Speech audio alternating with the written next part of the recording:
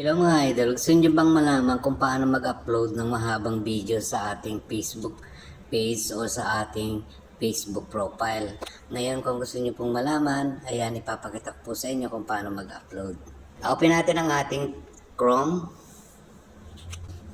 Yan, sa taas ng Chrome may tatlong dot. Pindutin lang natin yan. Then, mag-a-add tayo ng new tab. Pindutin natin ang new tab. Ito yung lalabas. Then, i-type natin ang Facebook. Yan. And then, pindutin natin yung facebook.com. Yan. Pag pinindot natin yung facebook.com, mapupunta na tayo sa ating Facebook wall. Ayan. And then, puntahan natin yung upload ng video or pictures. Ito guys, yung para makapag-upload ka. Ayan. Puntahan mo yan dyan. Pindutin mo yan guys. Yan, pag pinindot mo yan, may box na lalabas. Ganito yung box na lalabas, guys. Yan, pindutin mo yan sa gitna yung box.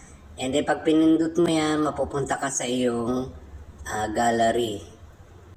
Ayan, guys, mapupunta ka sa iyong gallery. At ayan, piliin mo na kung alin yung video yung i-upload mo. Ako, ito yung i-upload ko. Yan. And then, pindutin mo lang sa taas yung done.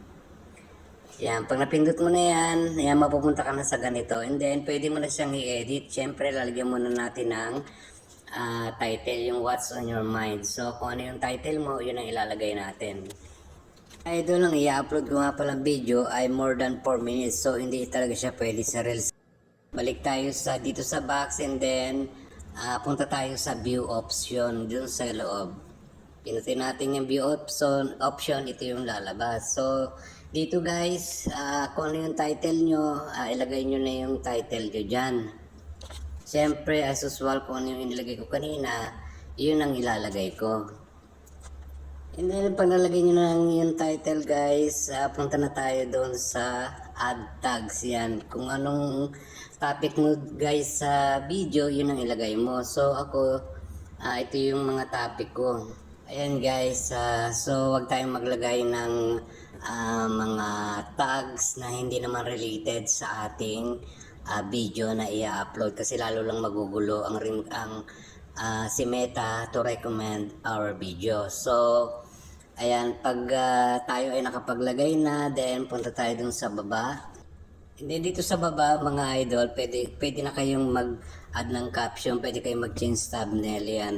Nasa inyo na yan guys kung naka-ready na kayong thumbnail. Sa mga susunod guys, ipapaliwanag ko sa inyo kung ano ang niyan, ang ibig sabihin. Then, pindutin natin yung save sa baba.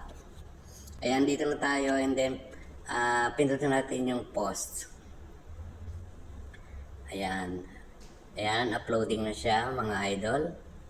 Medyo mahina yung internet natin. So, ayan guys, ganun lang kadali. So, ayan na guys. Yan, tingnan natin ngayon guys kung naka-upload na. Ito na siya guys. Naka-upload na siya. Yan sa baba. Guys, para makasigurado tayo kung naka-upload na sa ating Facebook, puntahan natin ang ating Facebook. Yan.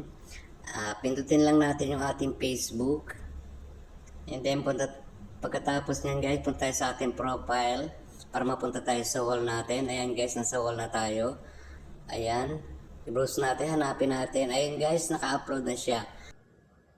And ready to watch na yung mga followers. Ayan guys.